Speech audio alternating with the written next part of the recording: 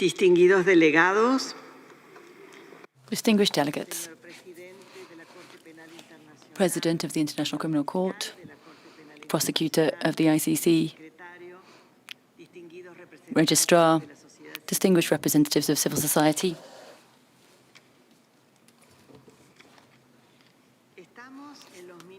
We are approaching the final minutes of our 20th session. I would like to thank you all for your crucial contribution to making this assembly session a success. We have not only managed to adopt our annual resolutions on the budget, on cooperation, on the omnibus, on the study group on governance, but we've also adopted a resolution on the review of the International Criminal Court, which has an essential role in our endeavour to strengthen the Rome Statute system. We had a very stimulating general debate and 2 plenaries on cooperation and the review of the court. Furthermore, we have elected 2 deputy prosecutors, which are very important. We've also elected those for the Trust Fund for Victims and the Advisory Committee on the nomination of judges. As I mentioned, 2 deputy prosecutors for a term of 9 years.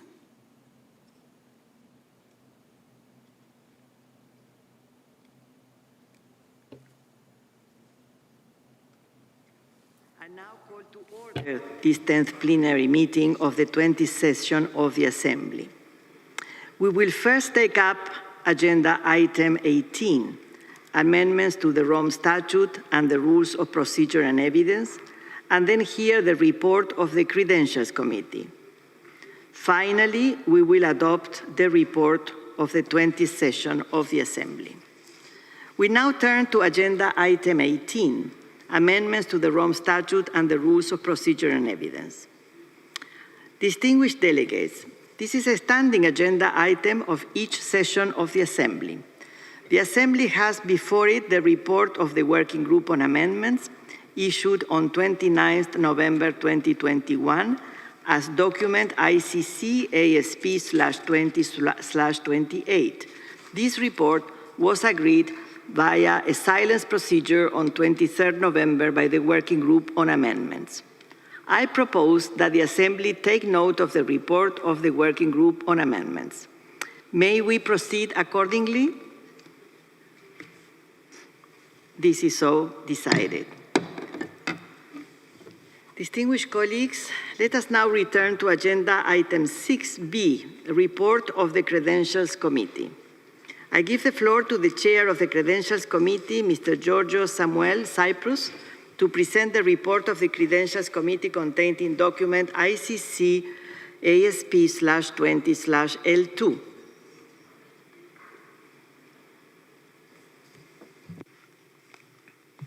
Madam President, distinguished delegates, the report of the Credentials Committee is before you in document ICC ASP/20/L2.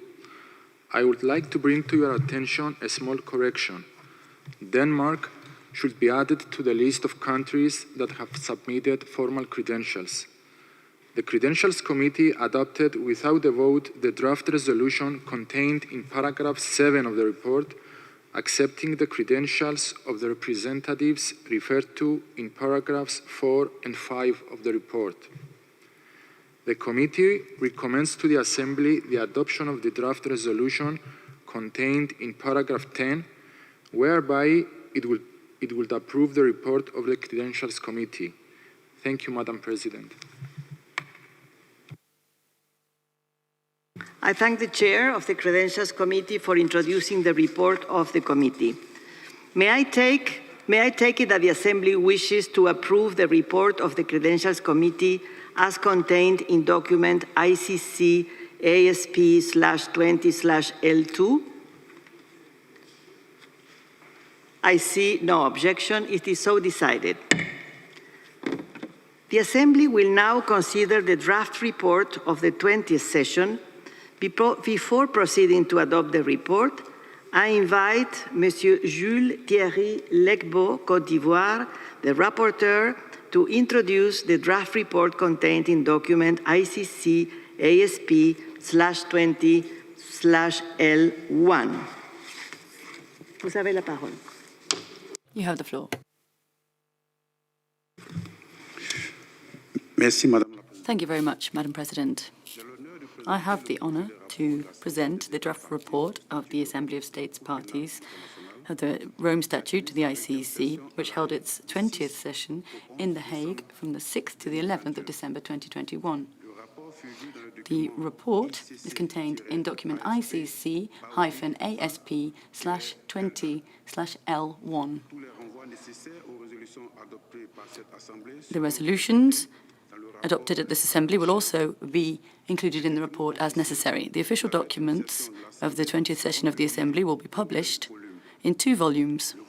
Volume 1 will contain the report of the Assembly in 3 different sections.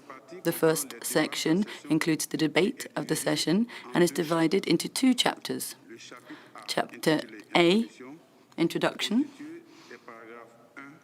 includes paragraphs 1 to 13. This provides factual information about the convening of the meeting and the participation of members in the 20th session, the opening of the session, the composition of the Credentials Committee, the adoption of the agenda, and then the rest of the organization of work. Chapter B is called Consideration of Issues on the Agenda of the Assembly at its 20th session. This includes the work of the 20th session and provides factual information on the activities of the Assembly on each different agenda item. It also refers to the various different outcomes of the activities, as well as resolutions and decisions adopted. The recommendations are also included. Chapter B is divided into the different sections. Paragraphs 14 to 16 of the first part also includes states in arrears. Section 2, paragraphs 17 to 18 of the report includes the credentials of representatives of states parties at the 20th session. Paragraphs 19 to 21 in section 3 refer to the general debate, which was held at the 20th session. Section 4, paragraphs 22 and 23 refers to the report on the activities of the Bureau, which the Assembly took note of. Paragraph 24 concerns the report on the activities of the Court, of which the Assembly took note. Paragraph 25 in section 6 refers to the report of the Board of Directors of the Trust Fund for Victims and the statement of its chairperson. The Assembly took note of this as well. Section 7, paragraphs 26 to 29 shows that the Assembly adopted Resolution ICC ASP20 Resolution 3 on the review of the Rome Statute and ICC system.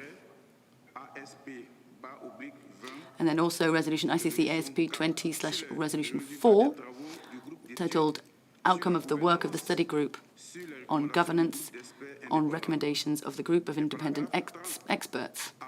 Paragraphs 30 to 68 are about the election of the deputy prosecutors, and all this has been updated by the Secretariat. Paragraphs 33 to 36 relate to the election of the members of the Board of Directors of the Trust Fund for Victims. Paragraph 37 and 38 in section 10 cover the election of the members of the Advisory Committee on nominations of judges at the ICC. Paragraphs 39 to 43 in section 11 concern the consideration and adoption of the budget for this 20th financial year. The Assembly adopted the report of the working group in document ICC ASP20/GVPB/1. It also adopted the program budget for 2020. Moreover, the Assembly adopted resolution ICC ASP19/Res 1 on the program budget, which covers the following areas. Program budget for 2022, including appropriations totaling €154,855,000 for program budget, and also the staffing tables for each of the major programs. B, Working Capital Fund for 2022. C, Outstanding Contributions. D, Contingency Fund. E, Scale of Assessment for the Apportionment of Expenses of the Court. F, Financing of Appropriations for 2022. G, Premises of the Court. H, Transfer of Funds between major programs under the 2021 approved program budget. I, Audit. J, Budget Management Oversight. K, Development of Budget Proposals. L, a strategic approach to an improved budgetary process. M, Human Resources.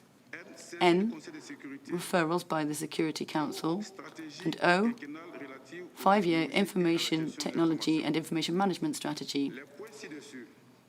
The below points and those included in resolution ICC ASP/20/Res 1 will also be reflected in the final report. Paragraph 44, or section 12, it concerns the consideration of audit reports. This is also covered in the report of the working group on the program budget. The report of the auditor and the proposed program budget for 2022 and the report of the Committee on Budget and Finance are also included in Volume 2 of the official documents. Paragraph 45, Section 13, refers to the review of the work and operational mandate of the independent oversight mechanism and shows that the Assembly adopted by consensus resolution ICC-ASP/20/Res 5, by which it requested the Bureau to remain seized of the review of the work and the operational mandate of the IOM with a view to consider recommendations of the IER in that regard and to report thereon to the Assembly at its 21st session. Paragraph 46 in Section 14 concerns the amendments to the Rome Statute and the rules of procedure and evidence. The Assembly took note of the report of the working group on amendments. Section 15, paragraph 47 to 48, shows that the Assembly adopted resolution ICC-ASP/20/Res 2 on cooperation. Paragraph 49, Section 16, refers to the decision concerning the dates and venues of the next sessions of the Assembly of States Parties. Paragraph 50 in Section 17 refers to the decisions concerning the dates and venue of the next sessions, the 31st session of the Committee on Budget and Finance. As in the past, the report on the resolution on general organization will not include different paragraphs because the decisions that are taken are already reflected in the various different parts of the report. Section 18 of the report, paragraph 51, refers to miscellaneous matters or other matters. It also mentions that the uncertainties resulting from coronavirus pandemic on travel and the working methods of the 20th session of the Assembly meant that it was not possible to proceed with the use of the trust fund for participation of the least developed countries in the activities of the Assembly. The second part of the report contains observations and recommendations of the Assembly regarding the Auditor's report and recommendations of the Assembly on the proposed programme budget for 2022, as well as the recommendations of the Assembly on issues with financial and budgetary implications. With regard to Part 3, Volume 3, I would suggest that the Secretariat be informed, as in the past, that the resolutions adopted should be included in the final report at the 20th session. The annexes to the report of the 20th session, including the Credentials Committee, the report of the Working Group on the Programme Budget, the statement by the President of the Budget and Finance Committee, and statements made by states to explain their positions, and a list of documents. I would like to request delegations that have any linguistic or editorial amendments to make to the text in any language to please send them directly to the Secretariat. Corrections will be then included in the official document. Madam President, I will conclude with the draft report on the 20th session by recommending the adoption of this report as presented. Thank you very much.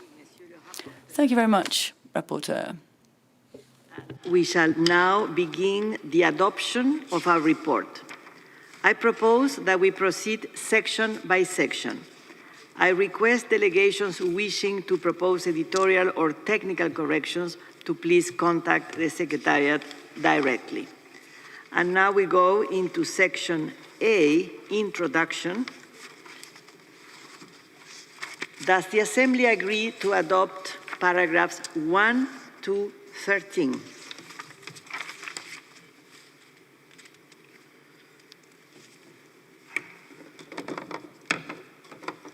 Section A is adopted.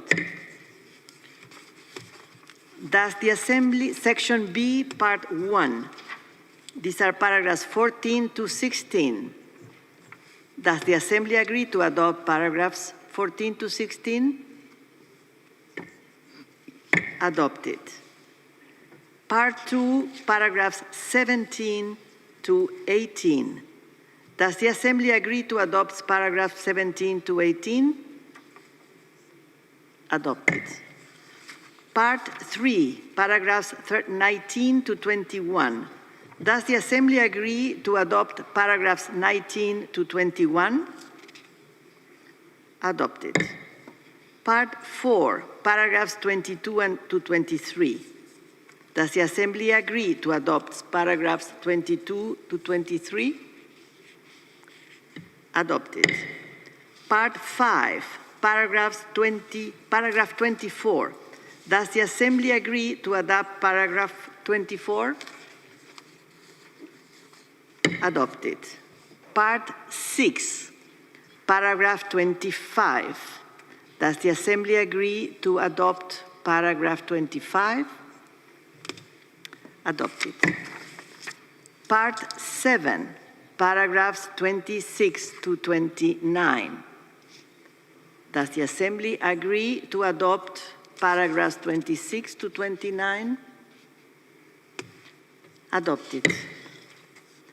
Part A, 8, paragraphs 30 to 33. Does the Assembly agree to adopt paragraphs 30 to 33? Adopted. Part 9, paragraphs 34 to 36. Does the Assembly agree to adopt paragraphs 34 to 36? Adopted. Part 10, paragraphs 37 to 38. Does the Assembly agree to adopt paragraphs 37 to 38? Adopted. Part 11, paragraphs 39 to 43. Does the Assembly agree to adopt paragraphs 39 to 43? Adopted. Part 12, paragraph 44. Does the Assembly agree to adopt paragraph 44? Adopted. Part 13, paragraph 45. Does the Assembly agree to adopt paragraph 45? Adopted. Part 14, paragraph 46. Taking note of the report of the Working Group on Amendments, does the Assembly agree to adopt paragraph 46? Adopted. Part 15, paragraphs 47 to 48. Does the Assembly agree to adopt paragraphs 47 to 48? Adopted. Part 16, paragraph 49. Does the Assembly agree to adopt paragraph 49? Adopted. Part 17, paragraph 50. Does the Assembly agree to adopt paragraph 50? Adopted. Part 18, paragraph 51. Does the Assembly agree to adopt paragraph 51? Adopted. We have thus completed the adoption of our report. May I take it that it is the wish of the Assembly to adopt the report of the 20th session of the Assembly of State Parties as a whole? I see no objection. The report of the 20th session of the Assembly contained in document ICC ASP/20/L1 is adopted. The Secretariat will compile the report and the relevant annexes as soon as possible. The final version will be posted on the official website of the Court. May I take it that it is the wish of the Assembly to proceed on this basis? I see no objection. It is so decided. Distinguished delegates, we have thus concluded our consideration of the items on our agenda for the 20th session. Before closing, I wish to indicate that the Coalition for the International Criminal Court has requested the opportunity to make a brief statement. Does the Assembly agree to invite the Coalition for the International Criminal Court to make a brief statement via a pre-recorded statement? I thank you, and now I give the floor to the Coalition for the International Criminal Court. On behalf of the Coalition for the ICC, we wish to offer the following observations as this session nears its close. Civil society has sought to participate actively in this session despite the challenges and limitations. We welcome expressions of support from many states parties regarding the critical role of civil society and human rights defenders in the Rome Statute system. We urge all state parties to ensure that civil society participation in the work of the ASP is safeguarded and guaranteed, and call on the Assembly to draw lessons from the past two sessions in order to expand opportunities for full participation in the future. Recalling the statement made by the CICC review team this week, early consultations with civil society, in particular from ICC situation countries, should also be an essential part of the review process moving forward. We reiterate our call to states parties to ensure the Court has resources necessary to meet its mandates for justice. In spite of limited increases, the adoption of a budget clearly inconsistent with the Court's workload harms victims' access to justice and challenges the Court's delivery of fair and accessible justice. We regret that some states parties continue to seek to impose arbitrary financial limits and caution that these could have long-standing negative effects. Rather, states parties should support the Court in developing a long-term strategic vision as a basis for closing the gap between the work the Court must do and the resources it has available. We strongly reiterate that victims and affected communities should be at the center of the Court's work.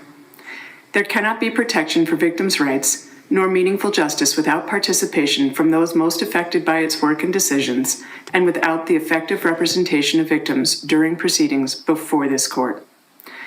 Outreach to victims and affected communities from the earliest stages of proceedings, including during preliminary examinations, is also crucial to the court's work. We also call on this Assembly to remain vigilant and continue to defend and protect human rights defenders who are targeted because of their work to advance justice. Finally, we call on states parties to continue improving upon ISCC and ASP elections. In this regard, we welcome that the Assembly is tasking the Bureau to develop a vetting mechanism for ICC elected officials, a crucial process that should apply in all ICC elections. We also urge states parties to adopt and implement fair, transparent, and merit-based national nomination processes in accordance with international standards. Looking ahead at next year's 20th anniversary of the entry into force of the Rome Statute, the Coalition for the ICC will continue to help safeguard the court's mandate and promise of justice for victims, and we remain ready to engage with you in our shared goal of a fair, effective, and independent ICC.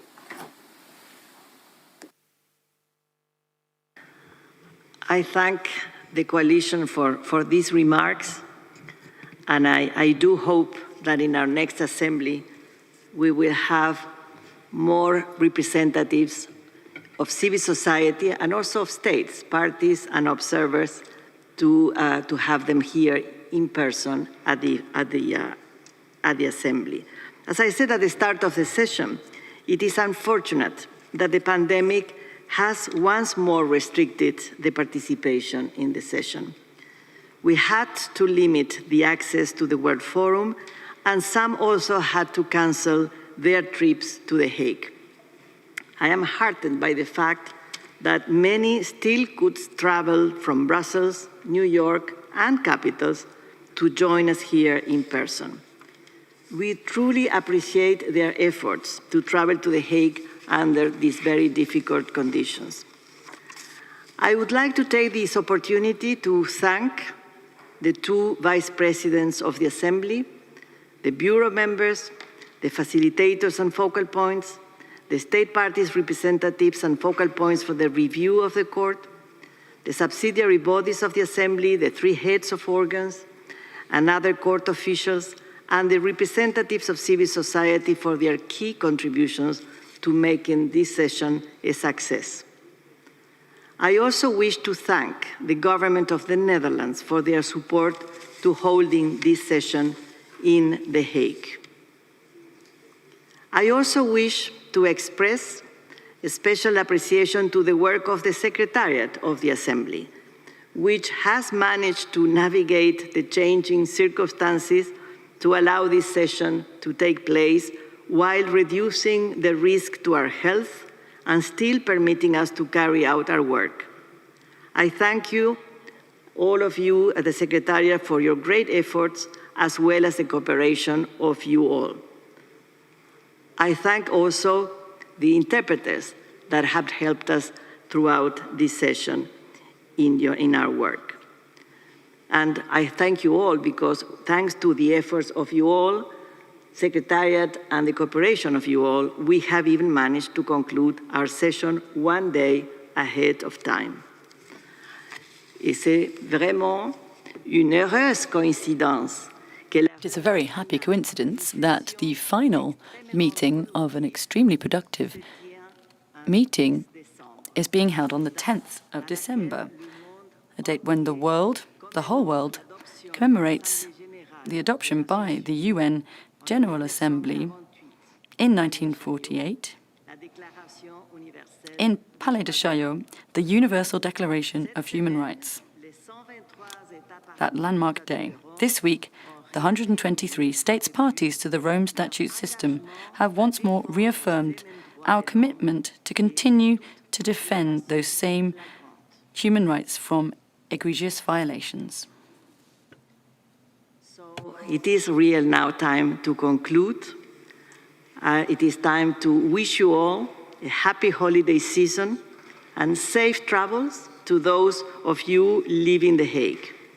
I declare this 10th plenary meeting and the 20th session of the Assembly closed.